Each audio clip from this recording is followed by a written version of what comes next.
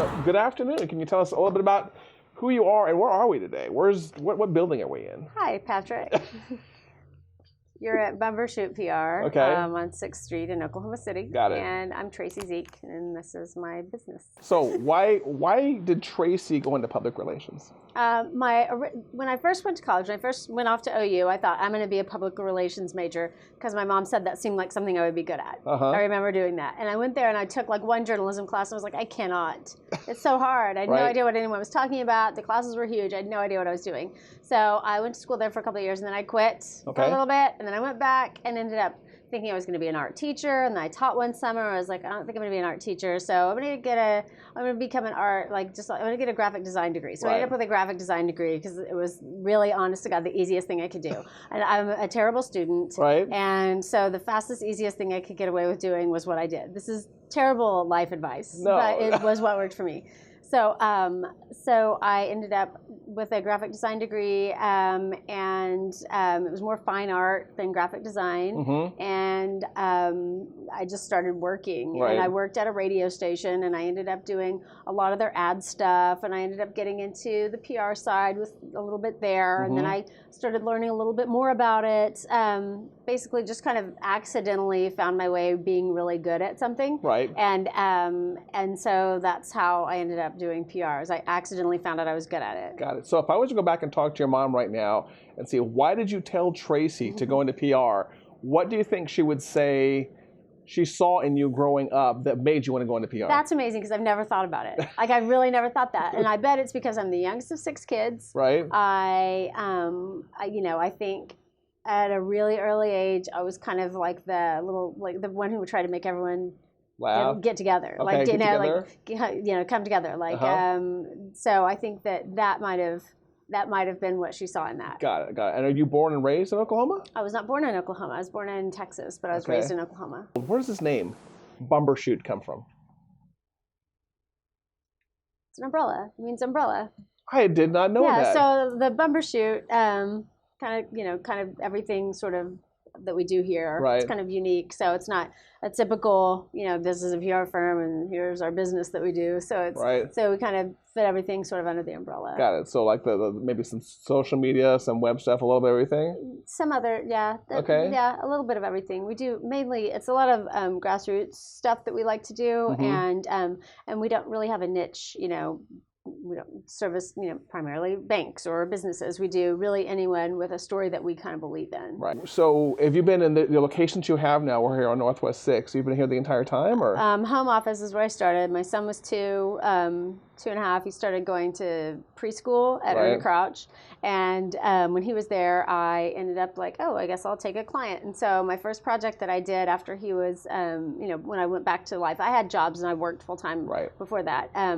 But after he was born, when he was born, I just kind of quit everything and just stayed home with him. And I thought, this is what I'm going to do. And then it was like, he's going away. And his first day of preschool, he was like, bye, like, go, Oh, he wasn't clingy? No, not even. Like I could have handled a little bit clingy. But he was like, bye. See you, Mom. And I was standing there at the door, like, waiting for him to look at me and cry. And I'd have that moment. And he was like, bye, waved. And I was like, okay. So my first client was Kim Searles at downtown OKC at the time, and she wanted to do an art walk for downtown. And so I got to research all the downtown public art. I got to interview all the artists and put together this amazing tour, and then have different talent, do the readings of the art. And so it was like, Mayor Cornett and Wayne Coyne, and we just had cool people kind of talking about the art in the different sections of town or downtown. So Tracey is a little bit more mature in business now. She's got all this stuff underneath her belt. If Tracey was to go back to like first year business Tracey and talk to Tracey about some of the dumb things that she did or things you would have done differently, what would be the first thing you'd say to yourself? Don't take clients that you don't believe in. Don't sign on to do anything if you're not really, really, really for it just because you need the money. Is this? Would you say this is more of a passionate thing or like a cause thing? When you say believe in, what do you mean? It can be a restaurant. It can be a nonprofit. It can be a political campaign. I mean, if you believe in what you're doing, it's going to come through. But you're only really in PR, like you're as good as your relationships with media. Right. And if I'm lying to someone, they're going to, if I call a reporter and I'm like, this thing is so amazing. And they're like, it isn't at all. And I'm like, it is, I swear, then they're going to be like, okay, well, we won't listen to you the next time you call either. So we sort of have everyone's important philosophy. Right. The client obviously is important because they're paying the bills, but also we're important. Like, the employees here, we're important. If we're not happy how we're doing it and what we're doing, we're not going to do good work. So why bother? And then, our partners and media, everyone's important. If we're not taking care of them this time, then why would they believe that we would take care of them next time? So we just try to do everything the best way we know how. And that is for us, I don't want to be like authenticing, but like as authentically as we can, as real and as true as we can, and then it makes it easy. And if we stay small, it's okay. If we were bigger, we wouldn't be able to, be so picky. I don't want to act like other people are not as awesome as us. Like we just, there are enough people doing things that we think are cool and good and right, that we can have a business off of it. And do you think, have you kept Bumbershoot small on purpose for that reason? Because I think you could probably grow as big as you wanted to, but you've chosen to stay small. I was just talking about this to someone today. I think that Bumbershoot is the right size for the work we do. Okay. What I've said to people who have talked to me about this, they're wanting to do this. My advice is always keep your job, figure out a way to do this and get it started, and then before you make the leap, figure out how much money you need to live. Right. Like that's the number one thing. How much money do you need to live? And then figure out what you can do to do that. So if your thing is $2,000 will make me survive, then make sure that the clients you're jumping off with have $2,000 for you, or make sure that you have other supplemental income to get you to that, so you can focus on the thing you're trying to do. Got it. And then talk to an accountant. It doesn't cost you a dime to go and and interview the accountant, and then you will find out that the accountant will give you you don't have to.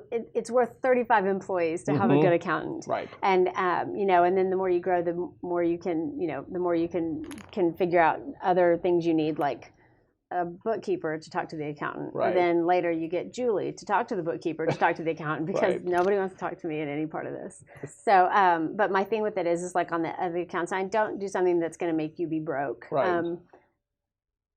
You'll have less at first. You'll be freer, and you're going to feel like you have more. So if you leave a job that's paying you $70,000 a year to start a company that's giving you $25,000 a year, you're going to actually feel freer, and you're going to feel richer if you're following your passion. And it really is okay to do that, because you have a plan. And another thing that I think people worry about when they start a business is, I need a business plan. And I need to follow the business plan. Is there a Bumbershoot business plan sitting right here someplace? Yeah, it's in the golden box. No, we've never had a business plan, because we just kind of like, here's what I want to kind of do, and then we just sort of do it. Some things you need a business plan for if you need an investor or whatever, but that's a different structure. If someone's just trying to like jump off and freelance and start doing work and build a business based on the thing they can do best, which is what I did. That's probably, don't let all those things that you've heard about in business be roadblocks, be hang-ups. Don't let it be a hang-up. Just do your thing, and then don't do it like anyone else. All you have to do, like, that's the thing that's like I think my favorite thing about it is, like, all you have to do is not be like anyone else. Just be exactly like you. Like, that's the only thing you have to do, because there's literally in this market room for every single person to do what they want to do. There's enough work. There's enough everything. There could be 8 more PR firms that start tomorrow, and we would all have work. We talk to people all the time that were like, either like it's a conflict, or we don't have the right kind of setup for what they need, or maybe they aren't really for us, but we do that all the time. There's room for like 8 more of us. So along those lines about starting up things, have you found out that the longer you're in business, there are certain parts of the business you like and certain parts that you hate, and how do you figure out what to keep? What Tracey should be touching and what Tracey shouldn't be touching in the business? When I started, I had to do everything, and it wasn't what I hated; it was just what I sucked at. Like I was so bad at bookkeeping. I'm so bad at that, and I'm also bad at like a lot of things. So I don't do them. I try to find someone better. Like, hey, could you help do this thing? And you get the concerns that I don't do that anymore, because I was never good at it. I'd love to not be on the phone pitching stories. It takes a lot of time, and it's a lot of work, and it's a lot of convincing, it's a lot of rejection. Right. And of course I do it. Like it's part of my business. So I don't know, like we all do everything. Right. I'm going to be at an event. I was set up an event Saturday morning, and then Crystal came and tag teamed me and broke it down Saturday afternoon. Cool. It's not like there's no like I'm the boss structure, and everyone else is like everyone's kind of tag teaming and sharing where it's all shared. It's very fair. I feel like I don't know. Can Julie hear me? Is she looking over here and rolling her eyes right now? Okay. Okay, good. I can feel her heat when she looks over here. So. If you ever see my head go like that, it's because Julie's glaring. It's because she's glaring. She's like, it actually sounds like Julie is more of a role than a person.